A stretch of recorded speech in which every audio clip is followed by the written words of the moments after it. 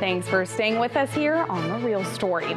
A lot of us may have grown up learning in 1492, Columbus sailed the ocean blue. This past week, America commemorated the day that Italian explorer landed in the Bahamas. But we also now mark Indigenous Peoples Day here, a small way to recognize the duality of our colonial start and the reality of land theft after Columbus's arrival. The truth is, even now, tribes face a number of challenges and cycles after their forced assimilation. Connecticut tribes are fighting not just on Indigenous Peoples Day, but year-round for recognition. Every single day here, there are thousands of Native people working to keep their thousands of years of history alive. We traveled to a few council leaders this past week on their homelands to bring you their stories.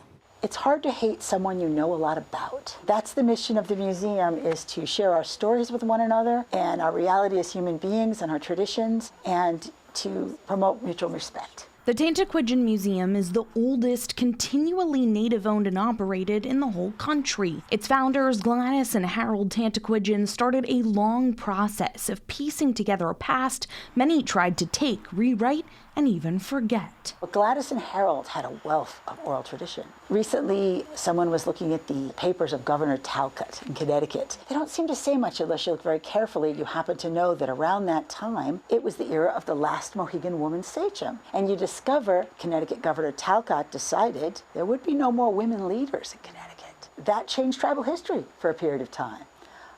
Everybody kind of went underground. So you piece things together. When people came to this land, they wanted to be the first, and then the Native people to be the last, because it made space, right? You'd see something like a picture of a Native woman, and it would say, last of her tribe, donated by her daughter. And it seems so illogical to us nowadays, right? I say we're the most famous extinct tribe in the world. The Mohegan tribe has spent almost a century here carrying on oral tradition, rediscovering much of their past, educating young Native youth on their identity, and sharing their story with non-Native residents. Native people here in Connecticut can actually make you feel more connected to your state. When you learn that Connecticut is a Native American word, right? It means the land of the long tidal river. When you learn what some of those funny place names mean in Connecticut. Part of that work is in classrooms. All 5 state-recognized tribes, including the Mohegans, are now taking part in writing state curriculum. Connecticut has an ancient history that belongs to all of us, and people should learn it. We shouldn't feel that we come from a new place. We don't. We come from an ancient place that has wonderful ancient stories, and those enrich our lives as people. They enrich the lives of our children. They offer places to visit that tell us more about our world, and that is something that we all should have in Connecticut. We should have that knowledge. We should have that expanded knowledge, whether we are Indigenous or not. It is still important to have and to preserve and even now make the history in the written form, whether it be in textbooks or papers.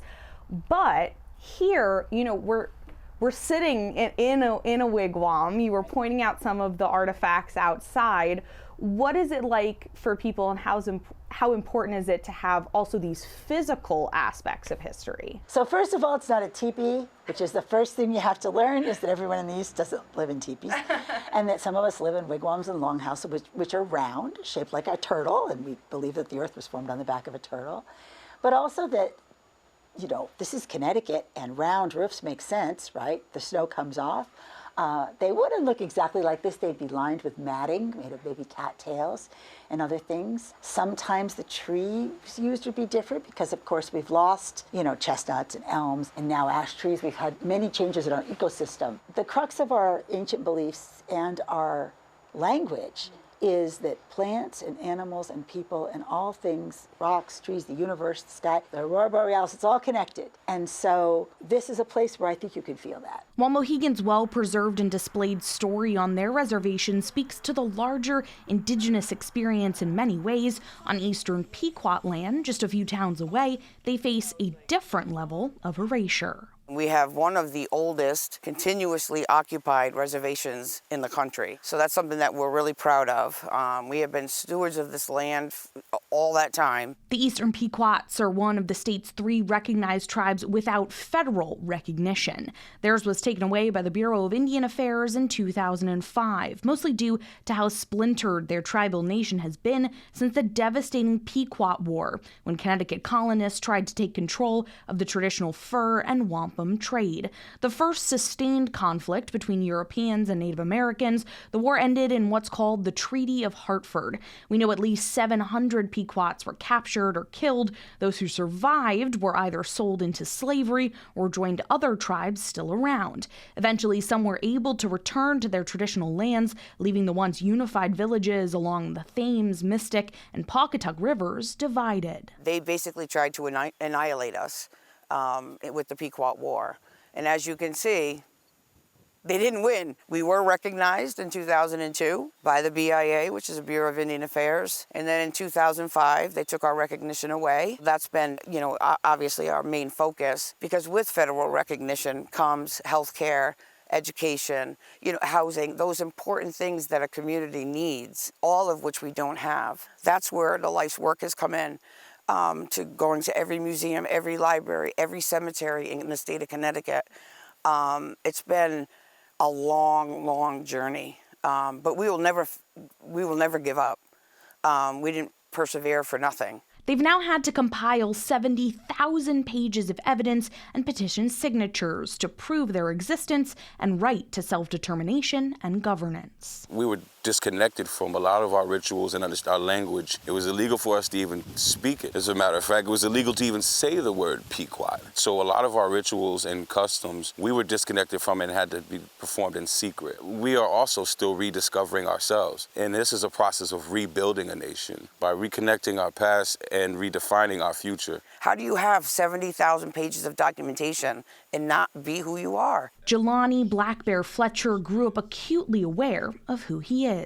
I've always known my grandmother, my great-grandmother, my great-great-grandmother. But that's not the case for many Indigenous people in the state. Some grew up in the diaspora. Many of us forced to find work and to live off of the land. The reservation that was established in 1683, where we are now, and weren't able to move back because they weren't able to provide for themselves.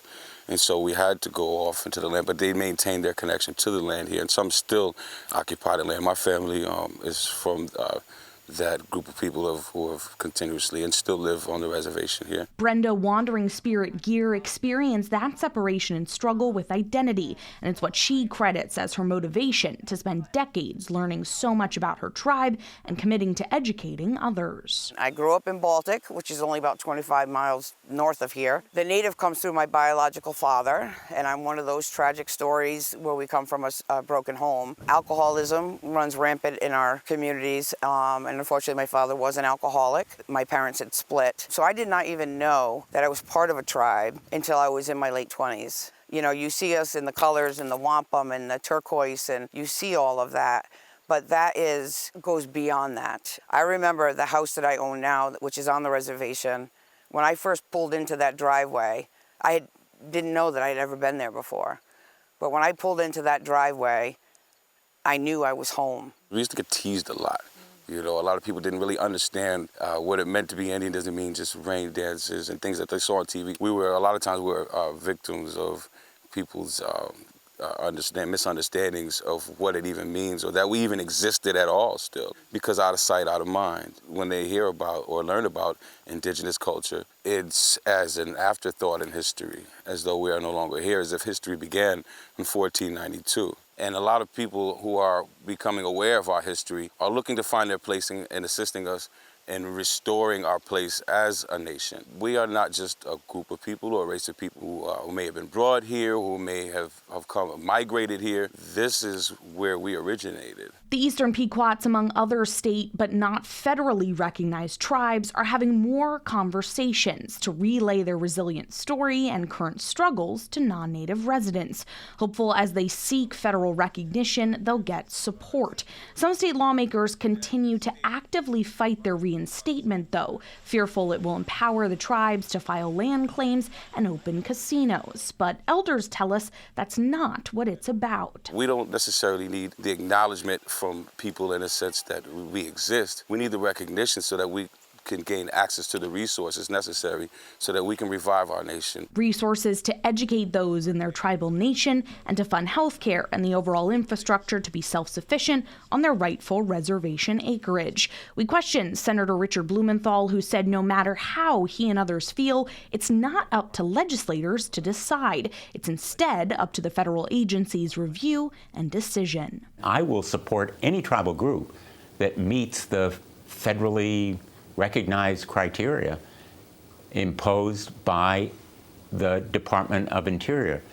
If they have no evidence, or if they lack sufficient evidence, the Department of Interior will simply say no. Since the Eastern Pequots had their federal recognition removed, they've become an example of the cycle tribes can find themselves in. BIA said Eastern Pequots didn't meet the criteria when it came to enough evidence of current community and political authority or self-governance. But that's something the tribe says is difficult to cultivate with lack of federal funding.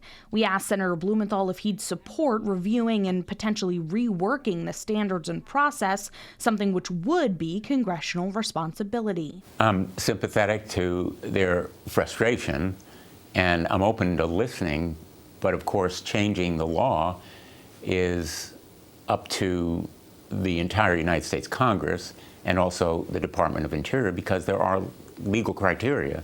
If they want to try to change the standard or criteria, certainly Congress should be open to listening, but I'd have to see the specifics, because we want to make sure the very important results of recognition are done following the law. While the Eastern Pequots say they haven't gotten the support and advocacy they've sought from some state lawmakers, others have stood behind them. The tribal councilors also say they do see support from more non-Indigenous residents, and that empathy is what they think could be a shift. The non-Native communities are becoming more sympathetic, which is a good thing.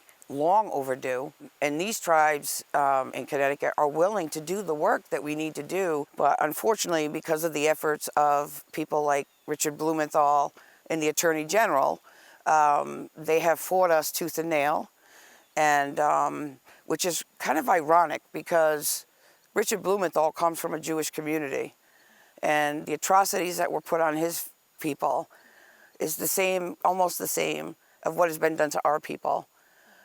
So you would think that that would, he would have a little bit more compassion and empathy for our tribe and for our people and want to do better. Behind me is every one of the ancestors that we have lost, every one of the elders that we have lost that have fought and fought and fought. And it's actually the state of Connecticut and the politicians should be really ashamed of themselves of what they've done to the Connecticut tribes. Whether Mohegan, Eastern Pequot, or even one of the non-state recognized tribes, they say it's a daily battle against erasure. That's why they're so proud to share their Native identity and hope residents will remember Connecticut roots beyond Indigenous Peoples Day. There are more people who are looking to and willing to be allies, not just fiscal donations, any financial contributions, but more so in becoming more open-minded, becoming more acceptable of other people's culture and presence in history. Because how you view the world determines how you act in it. And so when you realize that we are all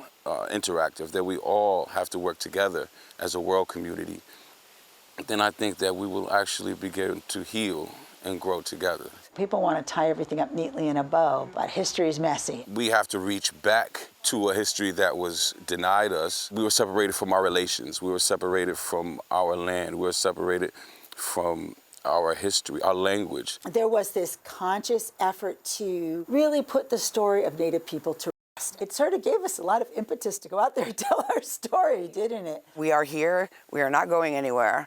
We're committed to continuing this conversation and coverage as this path toward possibly restoring or changing federal tribal recognition plays out here in Connecticut. That does it for us now, though, on The Real Story. If you want to watch these segments again, you can head to fox61.com or download the free Fox 61 News app and watch The Real Story every Sunday at 10 a.m. right here on Fox 61. Don't forget to check your voter registration and make a plan to vote possibly early, starting across our state tomorrow. Have a great